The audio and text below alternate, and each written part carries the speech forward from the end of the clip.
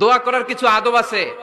অজু অবস্থায় দোয়া করবেন, কেবলামুখী হয়ে পারলে দোয়া করবেন, দোয়ার আগে ইস্তেগফার পড়বেন, তাইলে দোয়া কবুল হওয়ার পসিবিলিটি হাই।